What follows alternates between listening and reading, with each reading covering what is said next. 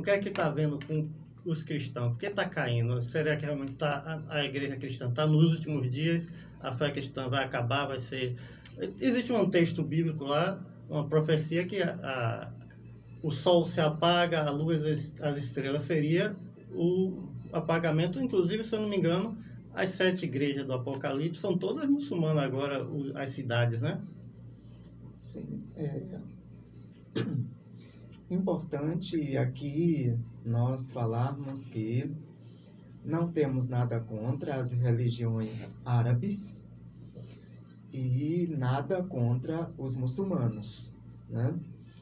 Tem a sua fé, nós respeitamos, né? Agora, é conflitante, no caso, algumas ideologias praticadas dentro desta religião, porque falo aqui de matar. E nas religiões muçulmanas, eu não vou generalizar, mas há o extremismo, né? Terrorismo todo, né? Terrorismo, extremismo, e Deus nunca mandou, né, que essa prática, né, existisse para coagir, no caso, pessoas a se converterem a Ele. Não. Né? Então, às vezes, nas Escrituras, quando houve a necessidade, por exemplo, o dilúvio, matou muita gente, mas que eram pessoas que estavam completamente perdidas em suas ideologias, pessoas que não estavam dispostas a mudarem. Então, foi dito aqui pela doutora e eu concordo, que cada pessoa tem o direito, mesmo encarcerado, tem o direito de refletir, né? De reavaliar.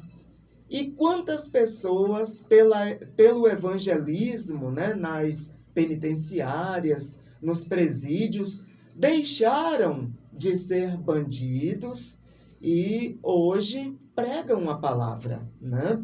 Então, realmente, para responder a pergunta do irmão Rubens, eu quero dizer o seguinte: são distintas, como já disse, são distintas a política e a religião. Por exemplo, a política, ela é partidária. Ela é partidária. As igrejas, embora existam denominações, a igreja não deve ser partidária. E tem acontecido isso. Muitas igrejas hoje são partidos. Então, uma das causas de o evangelho não estar avançando tanto no Brasil e no mundo é esta, uma das causas. Então, cada igreja, cada denominação preocupada ali, mas eles não têm, porque na política e na religião deve haver um senso comum.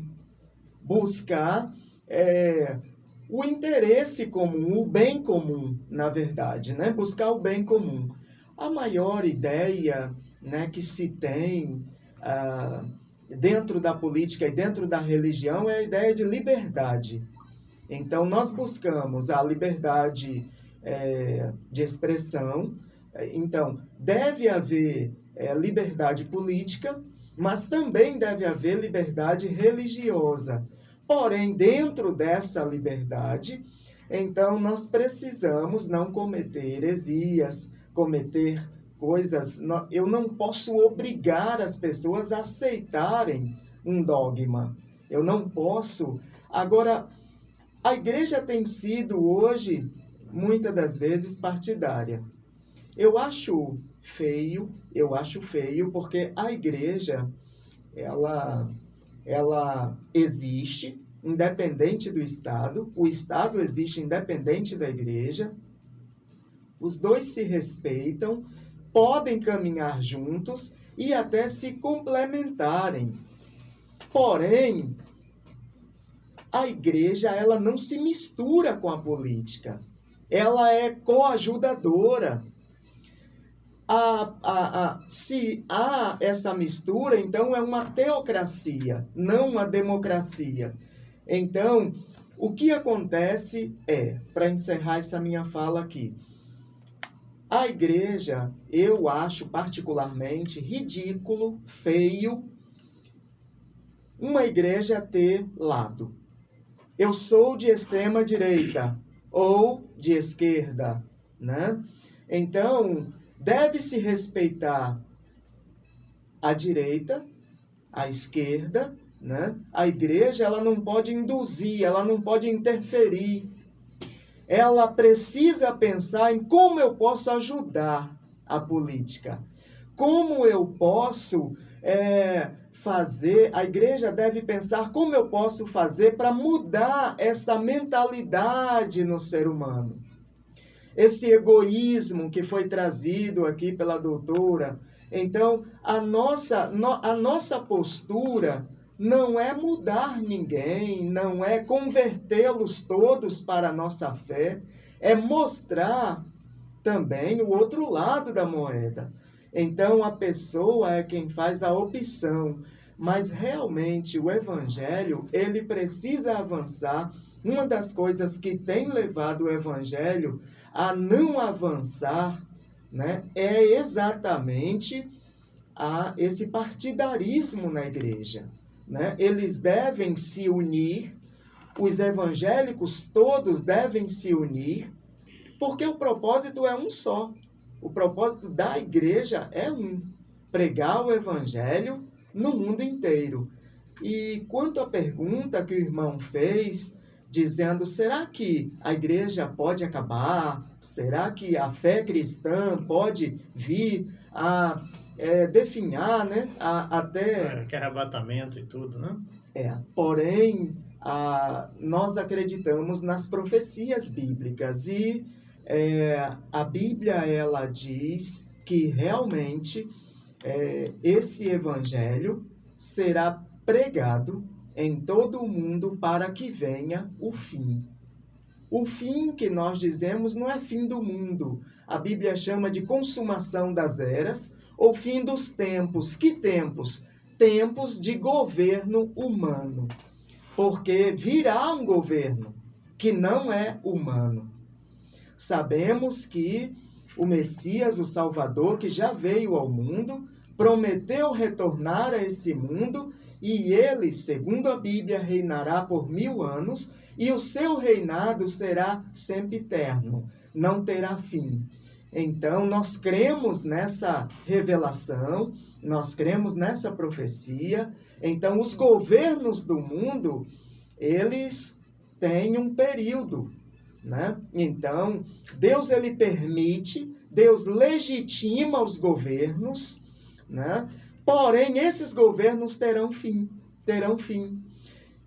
Eu acredito que eles serão corruptos até o final. Mas eu acredito também em pessoas com muito equilíbrio emocional, uma postura adequada para a política. Tem pessoas boas na política. Tem pessoas boas na igreja, mas também tem pessoas más na igreja, né? Então, o respeito mútuo, né? Existindo esse respeito mútuo, essas duas instituições podem andar juntas, uma complementando a outra. Nós, religiosos, precisamos da política. A política precisa de nós também. Então, o que não pode haver é essa mistura, né? Uma igreja que deixa de ser democrática para ter lado, né? Para ter um lado. Nós vimos agora nas eleições presidenciais, então nós vimos uma vergonha que houve, né? No Brasil, foi uma vergonha.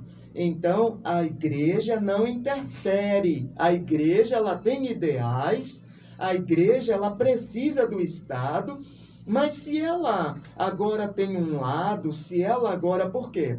A doutora perguntou, o Filho de Deus, Jesus, tinha uma religião? Né? Eu faço uma outra pergunta. Ele interferiu na política? Não. A religião e a política coexistem. Independente. Agora, deve haver esse respeito.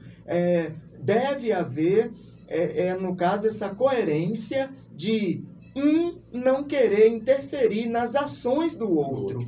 Então, no caso, a igreja, ela tem um mister, ela tem, no caso, um objetivo, um propósito, uma missão. E a política, por exemplo, qual é uma das missões da política? Né? É organizar uma sociedade. E enquanto igreja, nós podemos ajudar nessa organização. Então, sabermos o que podemos fazer para contribuir com a política. E a política também discutir ideias de como ajudar estes que também são coajudadores. Então, os religiosos. Então, assim, o evangelho ele vai avançar. Nós estamos numa era tecnológica, numa era que agora é possível, somente agora é possível evangelizar as massas. É possível agora atingir todo o contingente mundial que já está perto aí de 8 bilhões de pessoas. Né? Nós esperamos fazer isso, é um desafio para nós, mas respeitando as diferenças, respeitando a cultura, respeitando os povos e suas organizações, suas religiões, né? Porém, colocando sempre o amor como maior, né? Vamos colocar assim, quem ama não mata. A doutora citou os mandamentos. Isso. Então, quem ama não mata, quem ama não faz um mal ao próximo, quem ama... Então, os mandamentos são baseados no amor a Deus sobre todas as coisas e ao próximo como a si mesmo. Então, são 10 mandamentos, né? No hebraico, Esed-Debrot, são 10 instruções divinas. 5 delas são referentes a Deus. Não terás outros deuses diante de mim. Então, a igreja precisa colocar isso. Nós sabemos da existência e respeitamos as divindades. Por exemplo, aqui nós, no Brasil, são reverenciados vários deuses da natureza, denominados orixás. Respeitamos, nós respeitamos, mas...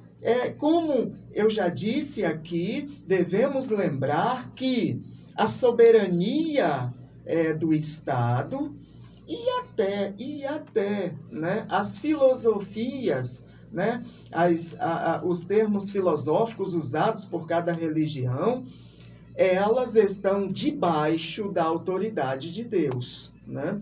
Cremos que Ele é Deus dos deuses, né? Uhum. Então, reconhecemos essas divindades, porém, existe uma autoridade suprema, né? Então, até no livro dos Salmos, é dito, louvai ao Deus dos deuses, né?